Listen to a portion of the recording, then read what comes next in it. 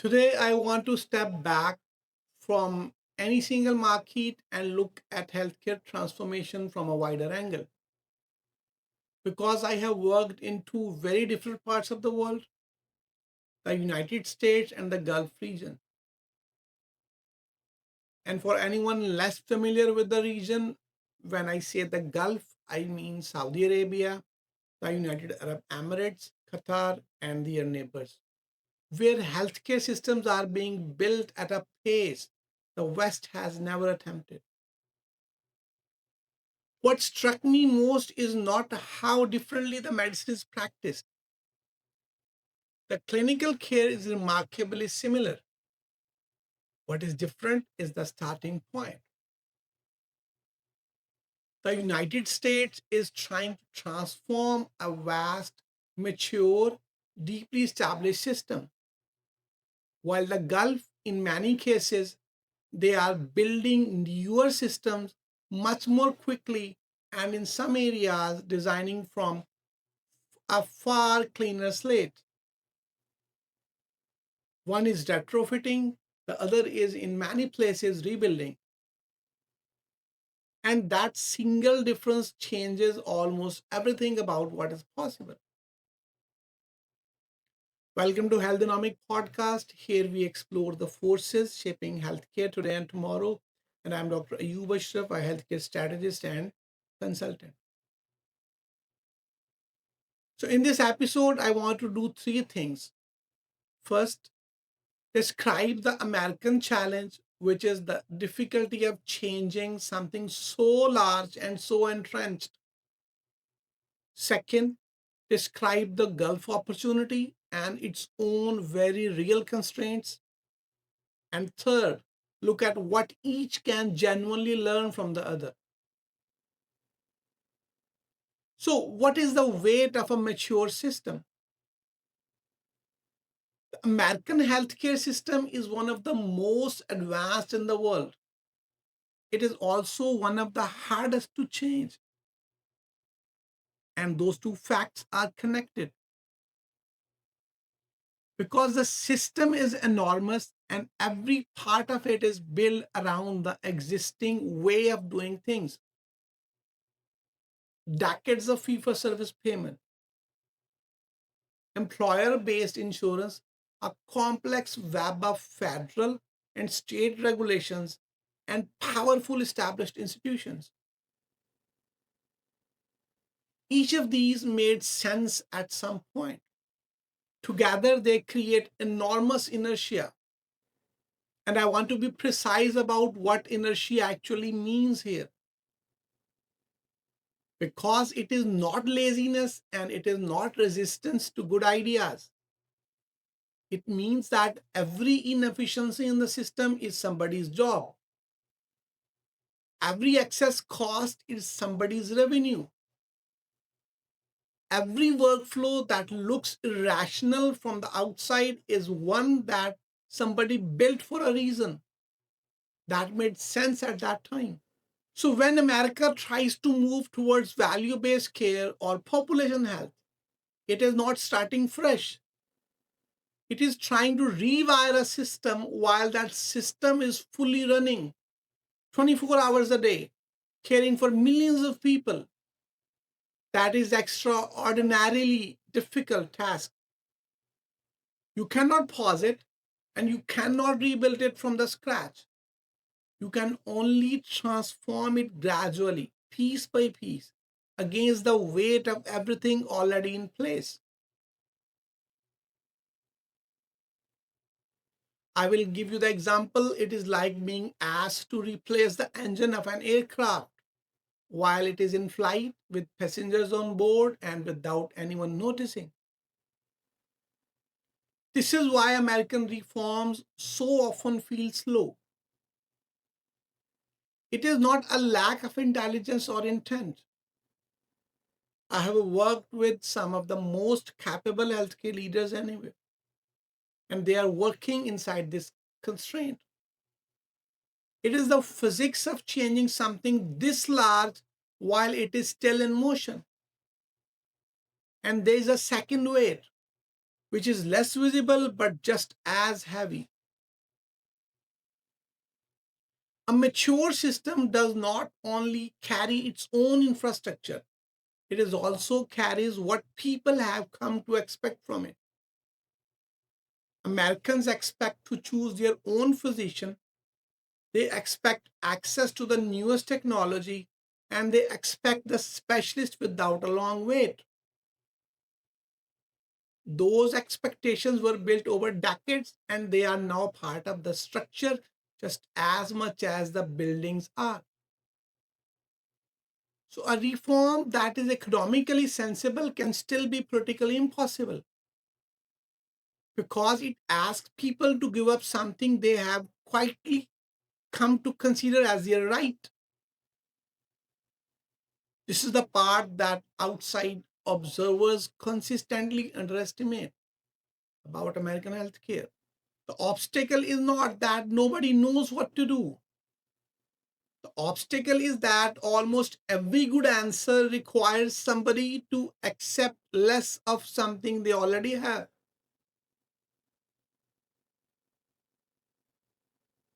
Now we talk about building with a cleaner slate. Now consider the Gulf example. In countries across the region, healthcare systems have expanded rapidly in the recent decades. And that creates a very different set of conditions. First, transformation is often driven by the national vision.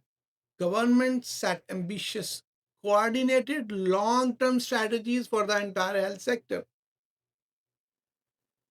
When direction comes from the top and it is sustained, large scale change can move faster than it can in a more fragmented system like United States of America. A national strategy has to survive in US. A change of administration, 50 state governments, and thousands of independent organizations who may simply decide not to participate.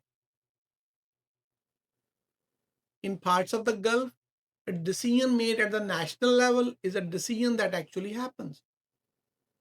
That is a real advantage and it should be named honestly rather than ignored politely. Secondly, the demographics are different. Many Gulf populations are younger than the aging populations of the West. That changes the disease burden and it gives these systems a window to design for prevention before a demographic wave of chronic disease fully arrives. That window is genuinely valuable and it is also closing. Populations age and it does not stay open indefinitely. Then there is a third point. Because much of the infrastructure is newer, there is more freedom to build modern models at the start, like digital first systems, structured insurance schemes, and integrated networks designed deliberately rather than inherited. But the Gulf has its own real constraints. Rapid growth brings heavy dependence on an international workforce. Building local, clinical, and leadership capacity takes time. And designing a system quickly is not the same as embedding it deeply. There is also another version of inertia problem for the regions waiting to be considered in the future. Every system that is built eventually becomes the thing that has to be changed. The Gulf is building today what something will have to reform in 30 years. Whether that reform is easy or brutal depends entirely on choices being made right now. So the Gulf opportunity is genuine, but it is not effortless. It's opportunity to build well if the building is done thoughtfully. Now I want to add one more advantage which is not get discussed enough. When you build later, you get to watch everyone else first. The Gulf is designing its systems at a moment when the evidence on value based care, on population health, on digital infrastructure already exists. That evidence was paid for by other countries over decades at enormous cost. A country building today can look at 50 years of experiments and simply choose the ones that work. That is an extraordinary position to be in, but it is temporary because the advantage of arriving late only lasts as long as you are still willing to learn. The moment a system decides it already knows, it has become the thing it was learning from. Now there's a question: what can each learn from the other? This is where it becomes interesting because the lessons run in both directions. The United States, for all its difficulty, has decades of hard won experience in things the Gulf is still developing. Sophisticated risk models, mature quality measurements, and deep clinical research. And most importantly, the lessons of its own mistakes, the cost of fragmentation, the danger of misaligned incentives, and difficulty of controlling its spend once it has built all that structure. The Gulf has the chance to learn from those mistakes without having to repeat them. And I want to say in more clear language that single most valuable thing the American experience offers to the Gulf is not its success, it is its scar tissue. America can tell you with great precision exactly what happens when you pay for volume for 50 years. That is expensive knowledge, and the Gulf can have it for free. And the United States can learn something too. It can remind what becomes possible when transformation is coordinated, when direction is clear, and when a system is willing to design boldly rather than depending upon incremental patchwork. The American instinct is often to improve what already exists. The Gulf instinct is to ask what should exist while you are in the building phase. Both instincts have value, and each side tends to underuse the other. So, the real insight is not that one system is better, it is that retrofit and rebuild, they are two different disciplines and they require different kinds of leaders. Retrofit rewards patience, coalition building, and the ability to move an organization 1 degree at a time without anyone rebelling.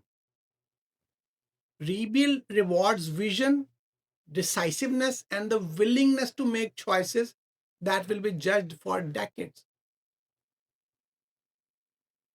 Very few leaders are naturally good at both. And most people assume that skill is one automatically transfers to the other. It does not. The leaders who understand both will be the ones who shape the next era of global healthcare.